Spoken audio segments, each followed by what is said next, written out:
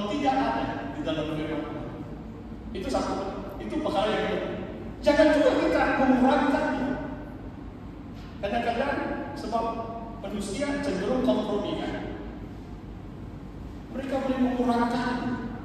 Itu jelas tuntutan firman Tuhan, tetapi dikurangi. Sebab mau hidup berkompromi dengan dunia. Itu boleh berlaku. Di sini ada hamba-hamba yang lain pun konon hamba Tuhan memberitakan Yesus yang lain. Hati-hati. Adakah kita percaya kepada Yesus yang betul-betul Yesus? Kenapa kita begitu harus melekat kepada kebenaran firman Tuhan? Kalau saudara tanya dengan saya, adakah kita betul percaya kepada Yesus yang benar-benar Yesus? Senang sih. Baca Injil Matius, Markus, Lukas, dan Yohanes. Saya ada tulis tafsiran. Dalam bab pertama pun sudah ada 8 gelar Tuhan Yesus. Dalam Yohanes bab 1. Kalau kita tidak baca, orang katakan Yesus begini. Ada orang sekarang mengajar, oh Yesus sudah ada di dunia, cuma kita tidak dapat. Banyak ajaran-ajaran sesat. Saudara, bila Tuhan Yesus datang kedua kalinya, setiap mata akan melihat, setiap bangsa akan melihat. Dia tidak datang secara bersembunyi. Saudara, orang boleh beritakan Yesus yang lain. Kalau kita tidak teguh dalam kebenaran firman, bukan saja 4 Injil. Kita ada 23 kitab perjanjian baru yang lain. Pengajaran rasuli bukan berasal dari manusia. Rasul-rasul dipilih khas oleh Tuhan Yesus menyampaikan kebenaran. Itulah dalam kanon perjanjian baru kita ada 27 kitab. Kalau kita menguasai kebenaran firman Tuhan, dialah Yesus yang benar, yang disaksikan dalam Alkitab kita, perjanjian lama maupun perjanjian baru, tanpa Injil. Itulah waktu saya pastor di Indah Permai. Kadang-kadang saya lihat satu kelemahan adalah setelah dibaptis itu jamaah kita dibiar duduk saja di gereja, bagus juga itu dengan khotbah. Itulah saya bawa mereka Bible study selama 17 bulan supaya mereka sungguh-sungguh mengenal Yesus melalui 12 bab pertama Injil Yohanes. Ada roh yang lain, ada Injil yang lain dan sebagainya. Marilah kita sungguh-sungguh mendalami di dalam firman Tuhan supaya kita dipelihara sebagai perawan suci yang layak masuk perkawinan anak domba. Saudara, bahagian firman Tuhan yang ketiga terdapat dalam Yohanes bab yang ketiga. Masih dalam tema Yesus mempelai kita.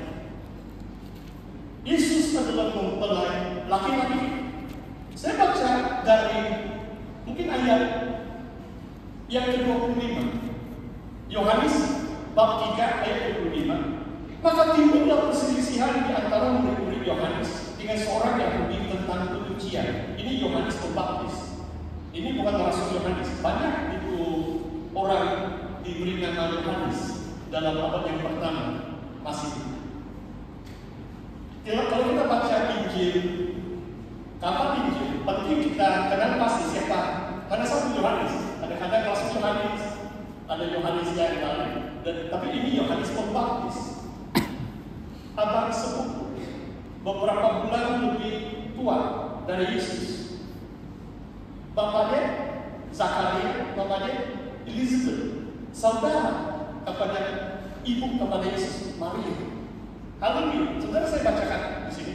Yohanes 3 ayat 26. Lalu mereka datang kepada Yohanes dan berkata kepadanya, Rabi, guru, maksudnya guru, orang yang bersama dengan engkau di seberang sungai Yordan, dan tentang dia engkau telah memberi kesaksian, dia membaptiskan juga dan semua orang pergi kepadanya. Semua orang pergi kepada Tuhan Yesus. Jawab Yohanes Pembaptis, tidak ada seorang pun yang dapat mengambil sesuatu bagi dirinya kalau tidak dikaruniakan kepadanya dari surga. Saudara, ayat ini sangat penting kalau dalam bahasa Inggris. No man can receive any except given to him from heaven. Tidak ada manusia, saudara dan saya, boleh menerima sesuatu kecuali diberikan oleh Tuhan dari surga. Luar biasa. Apapun talenta, karunia, panggilan saudara melayani Tuhan bukan dari kita sendiri. Sebab kita tidak mampu melakukan apapun kepada Tuhan. Kita tidak memiliki apapun kecuali yang telah diberikan Tuhan kepada kita. Oh saudara, saya sudah masuk dekad yang ke-7. Wah, kalau kedengaran ketua sudah banyak. Tapi belum 70 tahun. Saya baru ada 61 tahun. Dan satu hari bulan Desember ini, sebulan lebih dari sekarang, saya akan merayakan ulang tahun saya yang ke-31 dalam pelayanan pelumas. Saya menyerahkan diri saya dalam pelayanan masa waktu saya 30 tahun.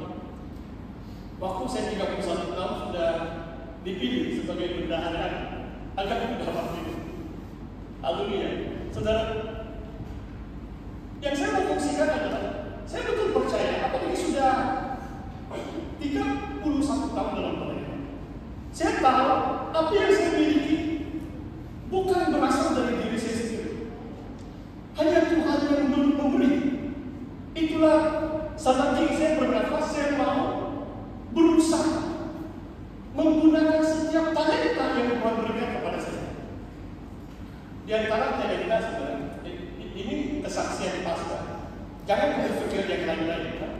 Ini bukan ujian untuk manusia. Jangan kamu puji saya. Tapi saya ingat waktu saya berdaya, tidak lama kemudian, hampir setiap kawasan tahu bendahara agung mereka adalah seorang pengkhotbah. Dalam buku saya 4 Januari. Dalam 3 tahun saya berkhotbah 300 kali. 28 di antara 34 kawasan yang saya dahulu kala sekarang sudah 41 kawasan. 28 kawasan mengundang saya berkhotbah. Jarang saya pergi melayani di kawasan sebagai pemimpin pusat atau bendahara. Jarang sekali saya diundang berkhotbah. Jarang sekali saya mengatakan, jangan lupa bayar tanggungan atau persekutuan. Jarang sekali. Dengan sedikit sejarah. Bila jemaah itu dibangunkan secara rohani, banyak kali setelah saya kembali di pejabat pusat, datanglah mereka dengan sebahagian tanggungan mereka. Bila jemaah dibangunkan secara rohani, mereka memberi. Mereka memberi. Dalam 3 tahun, saya berkhotbah 300 kali. Sekarang paling-paling 2-3 sesi. Saudara tahu atau tidak, saya pernah berkhotbah 9 sesi. Jumat 1 kali, Sabtu, Jumat 1 kali, Sabtu 4 kali, 2 kebaktian pagi, 1 petang, 1 malam. Ahad ulang 4 kali, 9 kali. Dalam kala jemaah kita ada 1.000. Urantannya 5-7 kali. Ini KPA, berikan kawasan. Dahulu kala gereja itu apaan saja, mereka sambung lagi di tarik bawah yang speaker. Saya sudah sampai di Nanggung Sup, saya sudah sampai di Melika, saya sudah sampai di Pulau Bali, saya sudah sampai di Longview. Banyak tempat, 120 gereja di saya sudah menyampaikan firman. Saudara, itulah karunia yang Tuhan berikan untuk menyampaikan firman. Mungkin yang terpilih 20 tahun yang lalu, ini kesaksian pastor mengenai ayat ini, supaya saudara menilai apakah karunia yang Tuhan berikan dalam hidup saudara. 20 tahun yang lalu, saya sudah terbitkan tesis kedokteran saya dalam kitab Wahyu 2005. Dan buku sekarang didapati di dalam 450 buah perpustakaan di 50 buah negara. Saudara boleh search World Cat Library Catalog. Tulis dia nama saya polisi. Ada nama buku saya dan di mana-mana seluruh dunia ada di sini. 450 perpustakaan ada buku saya mengenai kitab. Tapi itu 20 tahun yang lalu. 6 tahun yang lalu ada seorang seorang bekas murid saya di Singapura. Saya melayani sebagai pensyarah 6 tahun di Singapura. Saya tidak tahu bagaimana tiba-tiba dia teks dengan saya. Saya pikir cukup sudah itu satu buku. Tapi yang saya lihat, dia dapat MPhil, saya adalah kuliah dia orang Indonesia, dia pensyarah di Saat, di Malang, di Surabaya, di Pulau Jawa. Dan dia cek, dia bertahun-tahun, kamu harus menulis. Dan dia kasihkan saja. You have to give for writing. Dia bilang, bertahun-tahun ini kamu ada karunia menulis. Oh, satu buku. Itu sudah 5 tahun yang lalu. Tapi dorongan bekas pelajar saya ini mencetuskan semangat untuk menulis. Dalam 6 tahun, saya menerbitkan 6 buah buku. Jadi, kesemuanya ada buku-buku sudah yang saya tulis. Saudara, saya memberi kemuliaan kepada Tuhan. Sebab tidak ada orang yang dapat sesuatu kecuali dikaruniakan Tuhan kepadanya. Dan kita perlu maksimalkan talenta kita bagi kemuliaan nama Tuhan. Bagaimana kita jadi murid-murid Yesus yang setia, kata Yesus? Jika kamu berbuah banyak, bila kamu berbuah banyak, maka kamu memuliakan nama Bapa. Ini kata-kata Yesus dalam Yohanes yang ke-15. Saudara, saya mau baca ini ayat dulu. 29. Yohanes 3:29. Yang punya mempelai perempuan ialah mempelai laki-laki. Ini merujuk kepada Yesus. Yesus adalah mempelai laki-laki. Tetapi sahabat mempelai laki-laki, Yohanes merujuk dirinya sebagai sahabat, pengirim. Berdiri dekati, mendengarkannya, ayat 29, sangat bersukacita mendengar sorak mempelai laki-laki. Itulah sukacitaku, dan sekarang sukacitaku sudah penuh. Yang harus semakin besar, tetapi aku harus semakin kecil. Saudara, mari kita lihat peranan kita sebagai hamba-hamba Tuhan. Dan saya sangat mendorong dengan ini. Saya percaya dalam Yohanes 15, Tuhan Yesus mengatakan, aku memanggil kamu sahabat, bukan lagi hamba aku. Kita adalah sahabat Yesus. Kalau sahabat mempelai laki-laki, di mana status kedudukan kita? Berdiri dekat dengan dia. Tadi kamu menyanyi lagu, sebab aku milikmu. Wah, 2 tahun yang lalu sebelum saya jadi pastor di BMI itu, saya pernah diundang berkhotbah beberapa kali.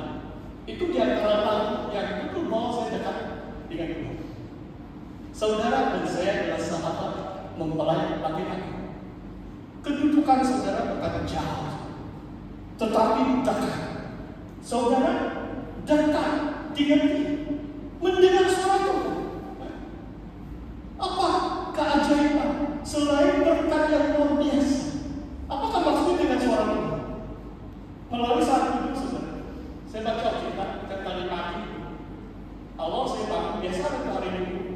Kalau saya tidak bangun saya awal 5:30 paling bebas saya sudah bangun.